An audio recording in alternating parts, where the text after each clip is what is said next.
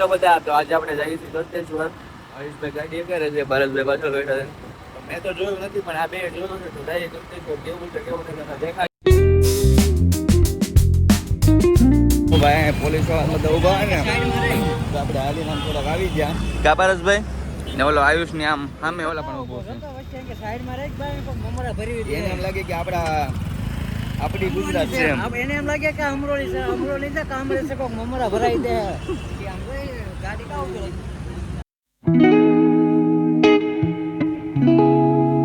હા પ્રેમ છે સાહેબ. ક્યારેક એમ તો ક્યારેક એમ થાય કે આપણે તો છે ને જિંદગી આપતા ભરવા લાવ્યા. આપણે ગલતેશ્વર સાઈડ પૂગી જતી જોઈએ બધો રસ્તો છે. તો ગલતેશ્વર આપણે પૂગી જશે. ગાડી પાર્કિંગ કરીને તમને બતાવું કેવું મંદિર છે. ફાઇનલી આપણે ગલતેશ્વર પહોંચી ગયા છીએ. જોઈ કહો અહીં ગાડી પાર્કિંગ કરી નાખી છે ને સામે અહીં મંદિર છે.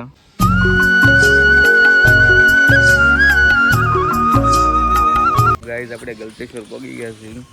જો આ મૂર્તિ છે મહાદેવની. આ મંદિર છે અહીં બાજુમાં. તો ભાઈ અહીંયા 12 જ્યોતિર્લિંગના દર્શન કરાવે છે. તો આપણે પ્રવેશ કરીએ છીએ. પહાડની અંદર ને 12 જ્યોતિર્લિંગ બતાવેલું છે. કાંઈ નહીં તો જઈએ આપણે. પ્રવેશ દ્વાર છે અંદર એસી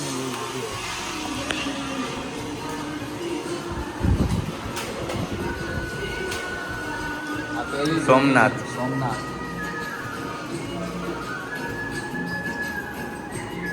મલ્લિકાર્જુન.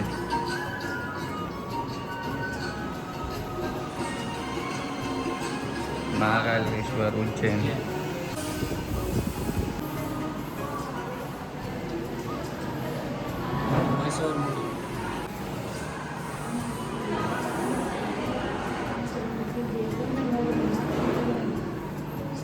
અમરનાથ છે, જોઈ શકો છો તમે. મેશ્વર. અહીંયા નાગેશ્વર છે. દ્વારકા પાસે. વારાણસી ઉત્તર પ્રદેશ. આ ત્રંબકેશ્વર.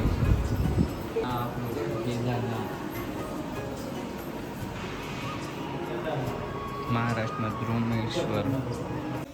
ગાઈસ અભયભાઈ તો આખી લાઈફમાં કઈ વગાડ્યું તો નથી, પણ અત્યારે હવે ઘંટ વગાડવા જાય છે. આખી લાઈફમાં કાંઈ નથી વગાડ્યો, ઘંટ વગાડે.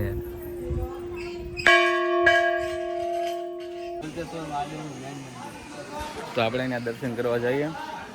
ચાલો.